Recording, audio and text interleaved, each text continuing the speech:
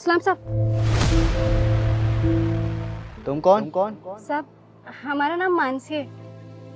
हमारे पिताजी यहाँ सिक्योरिटी गार्ड का काम करते हैं। उनकी थोड़ी तबीयत खराब थी तो इसलिए हम आ गए। अरे जब उनकी तबीयत खराब थी तो उनसे कहती घर पे आराम करें। और तुम तो आईएएस की पढ़ाई कर रही हो ना, तो फिर तुम यहाँ क्यों आ गई? हम आना नहीं चाहते थे, लेकिन हमारी मजबूरी थी। अगर हम यहाँ नहीं आते तो हमारे पापा की पगार कट जाती, और अगर पगार कट जाती तो हम अपनी फीस नहीं दे पाते।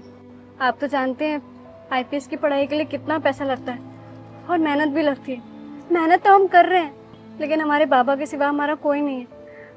अगर वो काम नहीं करेंगे, पैसा घर में नहीं आएगा, तो हम अपनी पढ़ाई पूरी नहीं कर पाएंगे। और उनकी तबीयत खराब है, डॉक्टर साहब ने कहा है उन्हें आराम करने की ज़रूरत है, और अगर आराम नहीं करेंगे तो तबीयत ज़्यादा बिगड़ सकती है।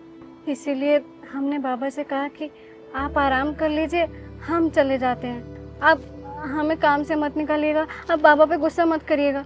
हम खुद अपनी मर्जी से आए। बाबा ने तो हमसे कहा था कि आपसे बात कर लें, लेकिन हमें पता है आपको भी यहाँ ज़रूरत होगी, इसीलिए हम यहाँ पापा का ड्रेस पहन कर आ गए।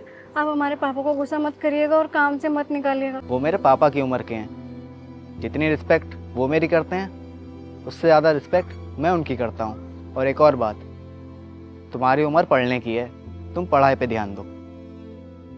और मैं अंकल को अपना समझता था, लेकिन शायद उन्होंने मुझे अपना नहीं समझा। जब भी तो नहीं बताया उन्होंने कि उनकी तबीयत खराब है, वो यहाँ नहीं आ सकते। नहीं नहीं, ऐसी बात नहीं है।